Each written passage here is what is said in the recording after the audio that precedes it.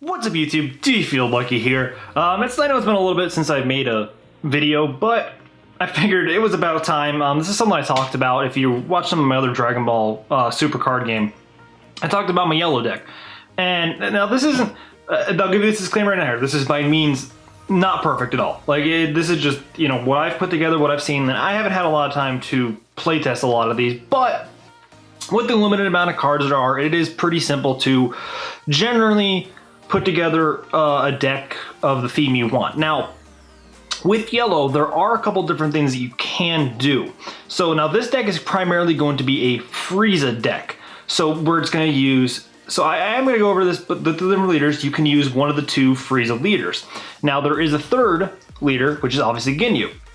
So there's another yellow deck that primarily focuses on the Ginyu Force, which yes, you'll probably be able to use Frieza cards in that deck, but the synergy is going to mainly be with the Ginyu Force. Now, I don't have the staple card, enough of the staple card to do that. We'll go over that in a minute, but today we're going to go over the primarily the Frieza deck, and I'll touch on some of the Ginyu stuff as well.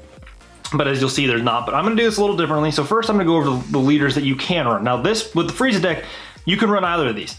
It's just personal preference. This is something I went over in the leaks for set 2 of some of the leaders of what the difference is. Like one leader will have, it has just benefits, but the benefits aren't that good, but there's no flaws. Well, the other one has some flaws, but it has a really good benefit to it as well. So first off, we'll start with the common or uncommon Frieza, like the non-hollow leader card. So that is this first form Frieza. So his auto is, at the end of your turn, choose up to one of your battle cards and switch it to active mode, which is nice. And then obviously it's awaken for less life. You can then awaken it into Final Form Frieza. So now Final Form Frieza the Galactic Emperor. So at the end of your turn, choose up to 2 of your battle cards and switch into active mode. And when this card attacks, draw 1 card. So it's basic, it's simple, it works, and it's kind of nice. So not too bad. But it doesn't really give you any sort of edge in the game. It just kind of gives you, an extra card, and you can switch, which the active mode is nice. This is a nice card for that. I do like that. Now, the other Frieza, the Golden Frieza, as you will, basically, so activate main once per turn. Place one of your Frieza's army battle cards in the drop area. Choose up to one of the energy card and switch to active mode, then draw 1 card. So that's nice, but you do lose a card from this. Although, you know, not too bad, not a big deal if you can do it. Like, I've got cards in this deck that I can burn, so fine, so be it. This is probably the one that I would run. I do like the other one, but I probably would run the Golden Frieza just because it has a stronger thing. Now, obviously, awaken 4 or less, same difference. Boom, you awaken into Ultimate Golden Form Frieza. Or Ultimate Form Golden Frieza. So now, activate main once per turn. Place one of your Frieza's army battle cards in your drop area and choose up to 2 of your energy cards and switch into active mode. Then draw 1 card. And then when this card attacks, draw 1 card. So, same difference, just get more active energy. Not bad. So, you can basically attack more or do more with this. Or, I mean, it's actually realistically what you're doing is setting up for yourself to block, essentially. So you wouldn't have to, or to combo. So like I want to combo or play a counter card. Like there's a bunch of cards in these decks, or in this deck that really work off of countering and different things like that to activate them. So it is what it is, but that is the Frieza. Now we're just slight touch on this. This will be a video for another time, but there is Ginyu.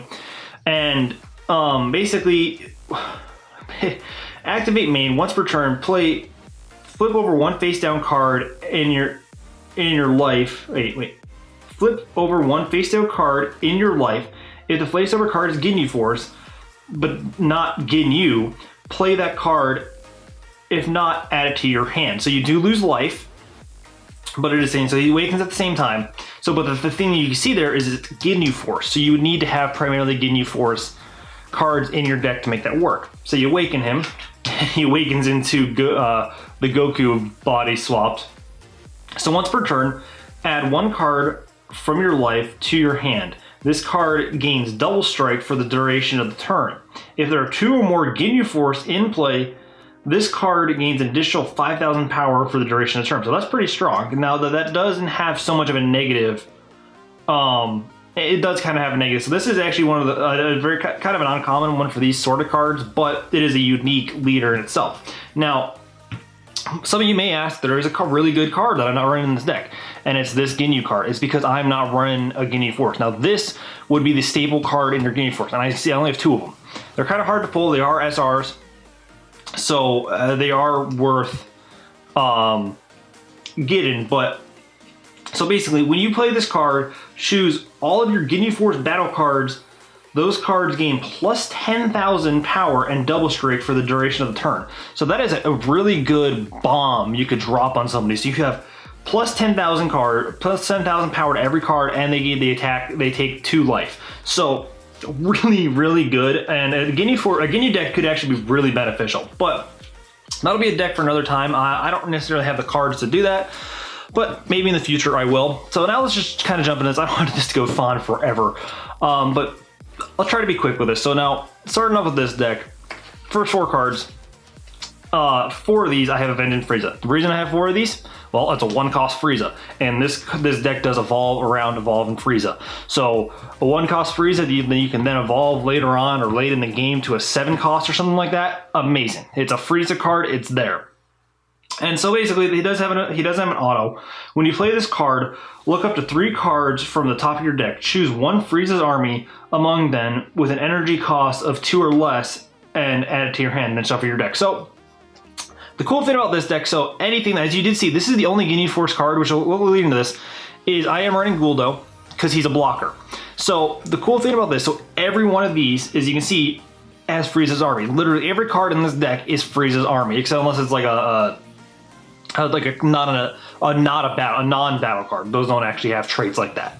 So that's cool. So basically you can add anything. So this is the only one. So like the good thing is you can run the Ginyu Force cards. It doesn't hurt because they are, well, also Frieza's army, but they do have a Ginyu Force trait as well.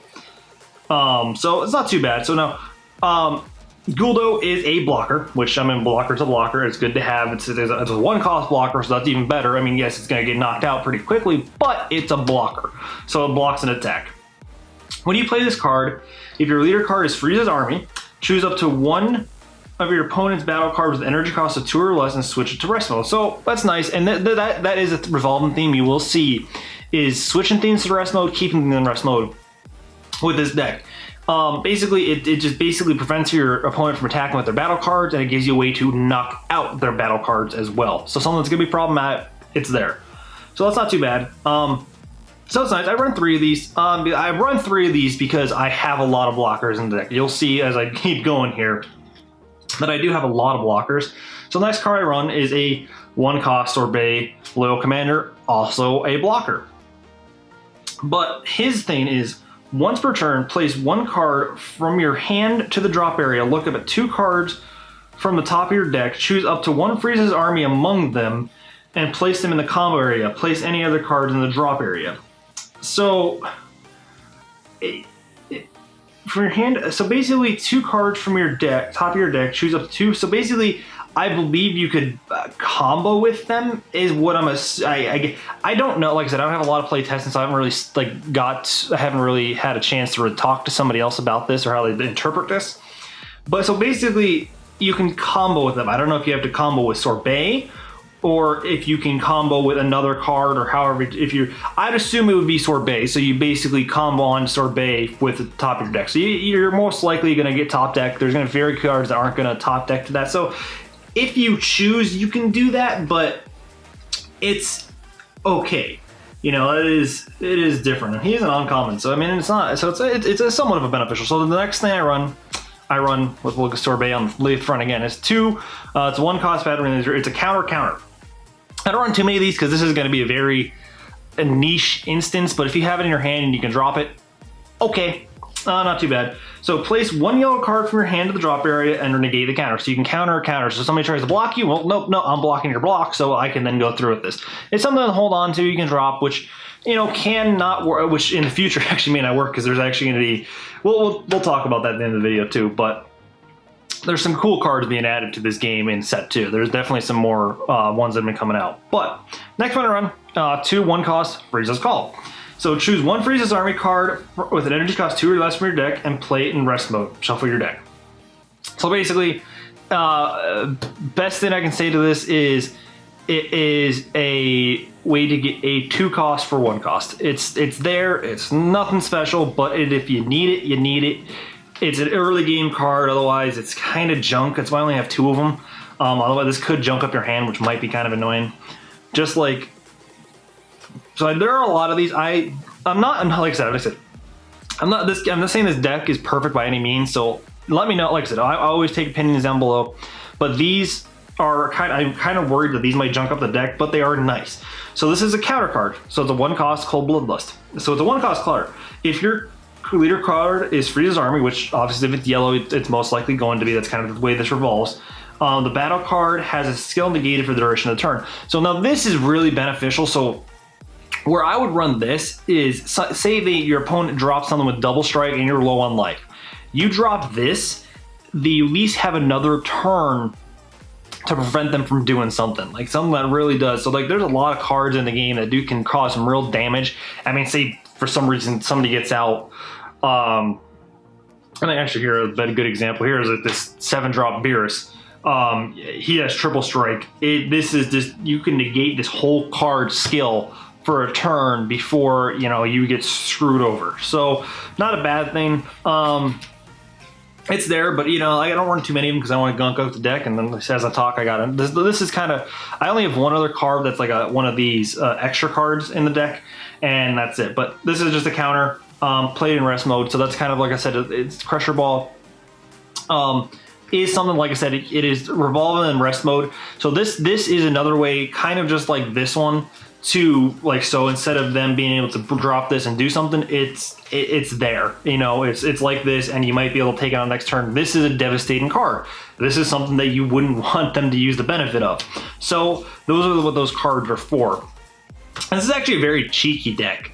It has a lot of different things. It's actually really fun to play if you can play it right. So now next, okay, I'll go with this next. So next we're into the 2 costs now. I have Q. He's just a blocker, 12,000 blocker, stronger there. Blocker's blocker. I like having lots of blockers. They're always beneficial to this game. Now the next 4 cards, there's 2 different cards here, but they are generally the same card, and I did it just for the hell of it. At Pool 1C, they're 2-drop, 15,000 attack, good early game beaters. They're there for what they are, and that's it. Realistically, there, and it doesn't hurt. Worst case scenario, their combo cards are easy to get out. They're there just there to be there. No BS or anything like that. So that is what it is. Next, I have 2 Doria. Okay card. When you combo with this card, if your leader card is yellow and your life is 4 or less, draw 1 card and plus 10,000 to the combo for the duration of the turn. So essentially, this is kind of like there's a Trunks that also runs. I think I run him in my green deck as well. Basically, just plus a 0 cost 10,000 combo for when you're kind of in a pinch. Good little card to have. That you're not really gonna play this card on the field. That you're gonna hold this into your hand, which is it's just there. It's a worst case scenario. Okay, well I don't have any energy, but I can add 10,000 to my combo, and there you go. That is what it is. Next, I run 3. We're into 3 costs, so I have 3. I don't know if it's Bandman, just like kind of Apple and Sue, but this is a 3 cost, 20,000 meter. Just there to do what it is, but that is a low cost card. And plus, like I said, combo fodder if you need it. It's there. Those stuff like this, like that's what I like about cards like these, is like the extra cards are kind of worrisome, but if you run these, like these aren't necessarily going to gunk up your hand, because worst case scenario, it's a combo. It's a combo card and it's there. So I don't mind having stuff like that. So next we have another 3 cost, which is Zarbon and Burst Ascendant. So auto, during your opponent's turn, when you combo with this card, choose up to 1 battle card and switch it to active mode. So this is a good way to prevent a battle card from being taken out, or just whatever. So I mean, say you combo to protect something and then you switch. So I almost think that you could technically still have, say they attack a battle card where you combo with this to protect it, then you can switch it to active mode, so then they can't attack it again with another card. That's kind of nice. And plus, 15,000, not terrible. Once again, kind of more of a hold on your hand for combo, if you just want to use that benefit of it. Final 3 cost is Tagoma, the Loyal Warrior. Run 2 of them. So basically, I think didn't Ginyu take over his body as well? So permanent. If this card is in rest mode, your opponent cannot attack other battle cards. Nice little card.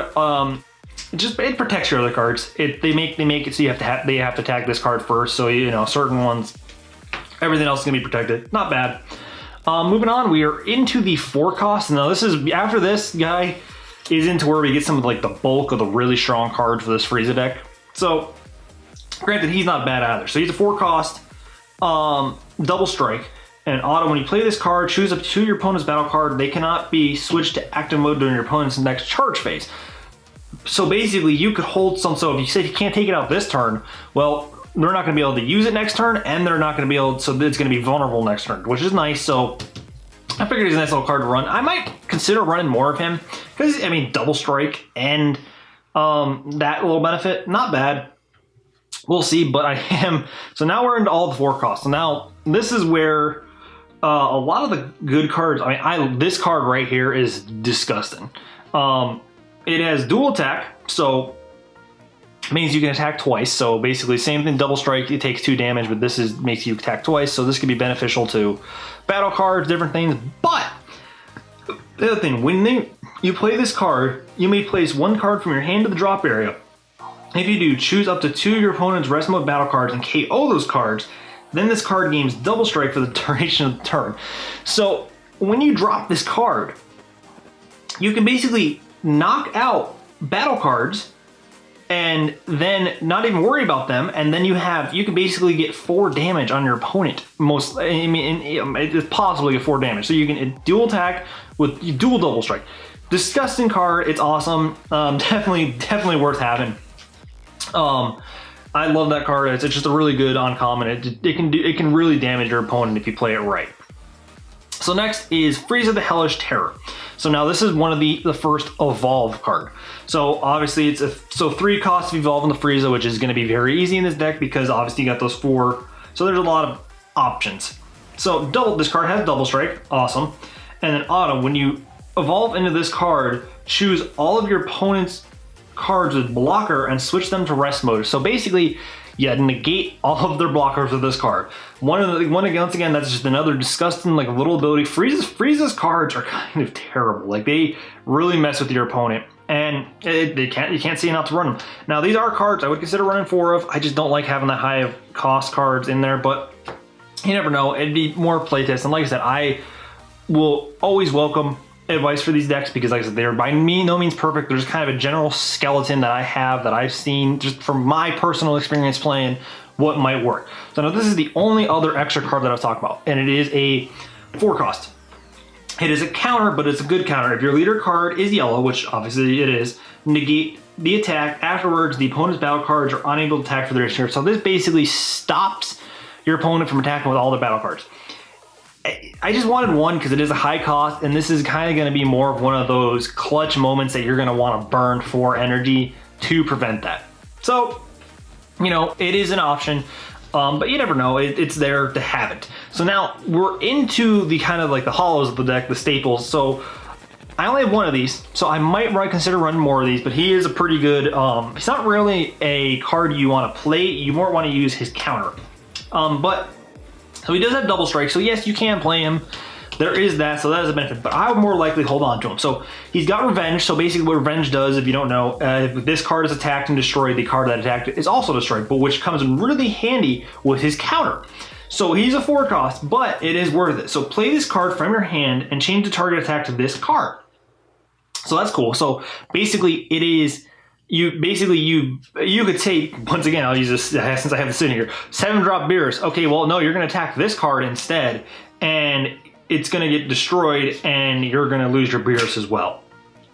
When you play this card, choose up to one opponent battle card and switch it into rest mode. So that's another thing too. Switching into rest mode, you just kind of take it out of play for the turn.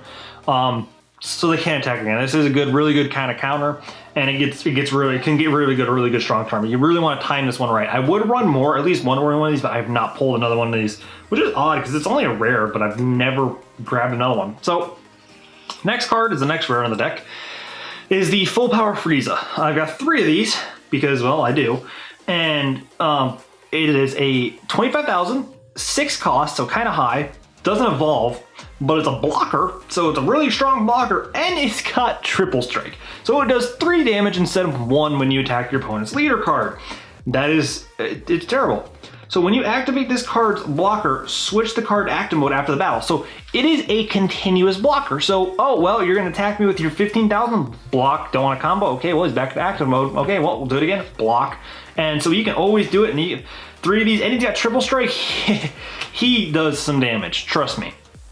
If you can get him out there, and you can keep him out there, he does some serious damage. Triple strike, you can, if your opponent can't block against, if you can't prevent the attack, you're screwed.